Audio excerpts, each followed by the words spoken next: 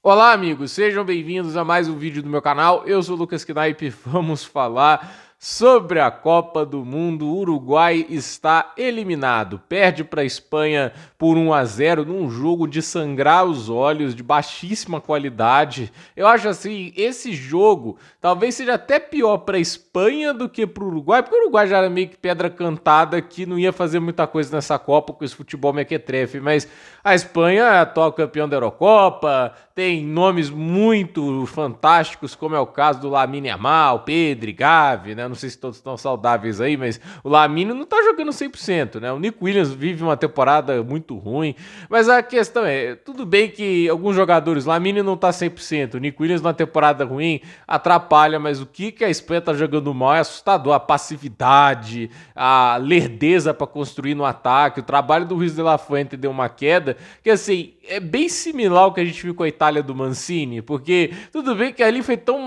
pior que nem pra Copa eles foram, né? Mas eles estavam jogando uma barbaridade na Eurocopa. Em um ano, o futebol da Itália sumiu, desapareceu.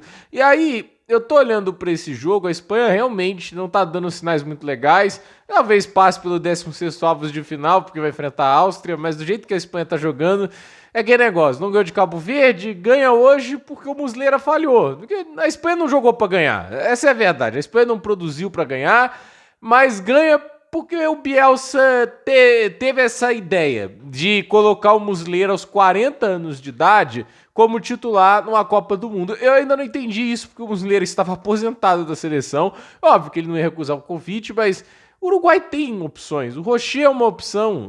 Não precisava trazer o Muslera. Até porque o Muslera, gente, é um bom goleiro, né? Tipo, hoje, óbvio que vai ficar muito marcado pelas falhas, etc. Mas já teve grandes temporadas no futebol. Na Copa de 2010, ele foi até um herói ali nas quartas de final, defendendo pênaltis. Ele fez uma boa Copa em 2010, mas o grande problema é, já não tinha ido bem nas últimas Copas. E agora o cara sai com um roteiro de vilão ainda pior. E assim, é muito triste pro Muslera, tipo assim, ele é chamado de novo, talvez pensando em redenção, mas nítido que o nível não tá mais lá, né? E fez muita arte nessa Copa, contra Cabo Verde, aquela saída do gol inacreditável. Essa mão de alface nesse lance é inaceitável, mas ele só tá lá porque tem um técnico que sabe-se lá por que chamou ele. E aí, eu tenho que falar aqui, né? Tipo, de novo, reiterando, gente. Marcelo Bielsa é um delírio. Eu não consigo assim, entender a idolatria em cima desse cidadão. Ah, porque ele inspirou, sei lá, o Guardiola, etc. Eu, pessoalmente, acho esse negócio muito superestimado, né? Tipo, a verdade é que esses caras provavelmente se tornariam técnicos depois, etc. O Bielsa fez o sucesso dele no futebol no início da década de 90, onde foi campeão argentino acho que 2 vezes, aí chegou à final da Libertadores, em 92, fazendo a final de Libertadores contra o Tele Santana. Mas aí a questão é, os caras que ele rivalizava na década de 90, ou se aposentaram ou morreram. Sabella, o Tele Santana, esses caras já foram embora, né, do cenário do futebol ou embora do cenário da vida. E assim, o Bielsa é um cara que é preso naquela época e não evoluiu taticamente dos anos 90. E ele acabou ganhando a fama porque ele faz um estilo mais bonitinho de se ver. Se bem que nem hoje foi bonito de se ver, mas é aquela lógica de atacar o tempo todo, sem parar, que vira uma coisa meio desordenada. Eu já cheguei a falar aqui na época do Leeds, né? Que a marcação-pressão do Leeds, ela parecia galinha correndo atrás de galinheiro, do cara que alimenta as galinhas na granja, né? Galinha correndo atrás de milho. É isso que parecia. Porque não tinha, assim, nenhum tipo de padrão, era tudo desordenado, um monte de espaços dados para os adversários. É surreal que os espaços apareceram hoje. A Espanha, com o talento que tem, com a qualidade que tem, não aproveitou quase nada.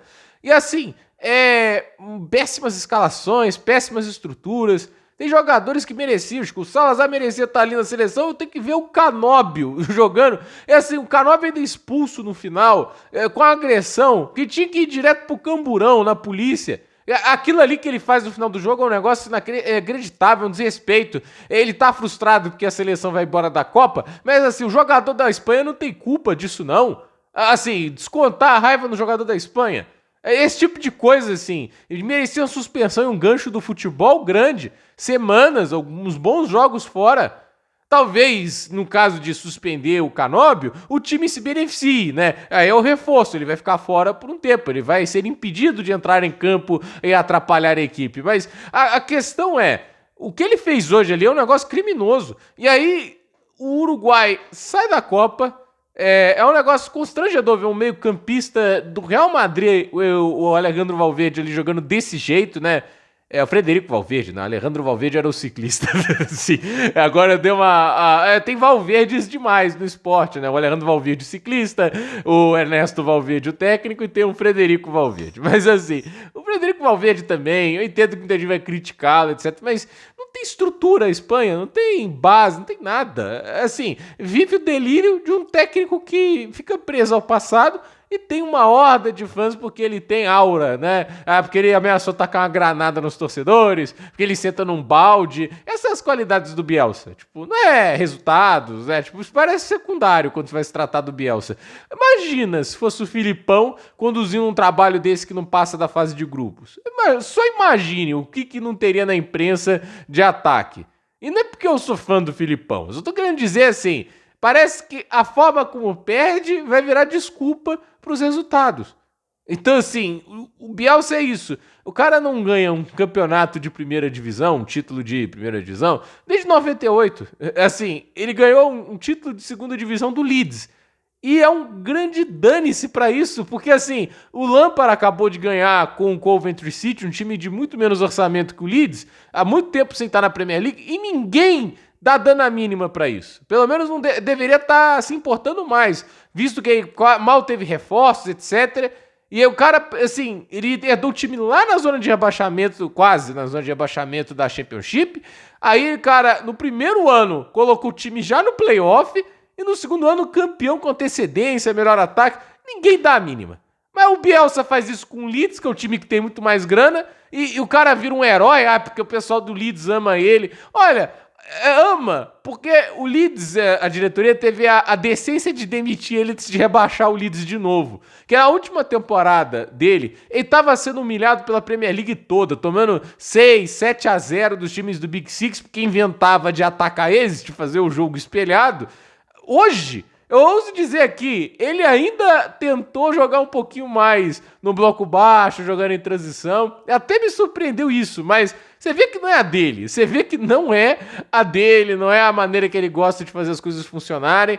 E a verdade é que, assim, é um trabalho que eu desde o início achei uma ideia ruim, porque não encaixa, sério mesmo. Não é que não encaixa com o clube, com a seleção, quer dizer, né? Tipo, o modelo, né, de trabalho de seleção, que é mais esporádico. Simplesmente não encaixa. Eu não acho que um time que contrata o Bielsa hoje, né, ele tá pensando em vencer, ele tá pensando em longo prazo, médio, não tá pensando em nada disso, cara. Assim, o cara não consegue trazer resultados, ele é péssimo de gestão de elenco, tipo, a seleção odeia ele, cara. Eu acho assim, como é que as pessoas podem passar pano pra um troço desse, os jogadores odiarem um cara desse jeito? Ninguém ali naquela seleção respeita ele. Você tem um grupo de jogadores tendo que ensinar o padre a rezar a missa, falando, não vamos enfrentar a Espanha espelhado, porque isso vai dar errado, entende? Cara, é surreal o que acontece com o Uruguai. É uma seleção bicampeã do mundo, fazendo esse papelão em uma Copa do Mundo, vai ficar fora da Copa. Olha que loucura. A Uruguai fica fora do mata-mata em um grupo que Cabo Verde se classifica. Vocês têm ideia disso? Cabo Verde se classificou no grupo do Uruguai. Aí vai ter gente pra falar, não, o Bielsa é um cara muito importante de futebol. Olha, isso aí é um cara super importante de futebol que conseguiu eliminar o Uruguai num grupo que tem Cabo Verde. O Uruguai, ele não cai só pelo que acontece hoje. Ele cai porque não ganha de Cabo Verde, porque não ganha da Arábia Saudita. É isso o trabalho do cidadão. A verdade é que, assim, ter um monte de defesas pra um cara desse só porque, no passado o cara foi uma figura fantástica, inspiradora pro futebol, ajudou a moldar o futebol, etc. Assim, é o teórico que, tipo, na prática não funciona. Na teoria, se fosse um ator, o Bielsa parece ser descrito como Daniel Day-Lewis, mas na prática ele é o Rob Schneider. Então, é impressionante isso. Tipo, o que é fiasco do Uruguai, que, assim, não é pior do que o da Argentina, porque aquela seleção da Argentina era mais talentosa, era mais qualificada, era uma geração de ouro que foi um grande fiasco também.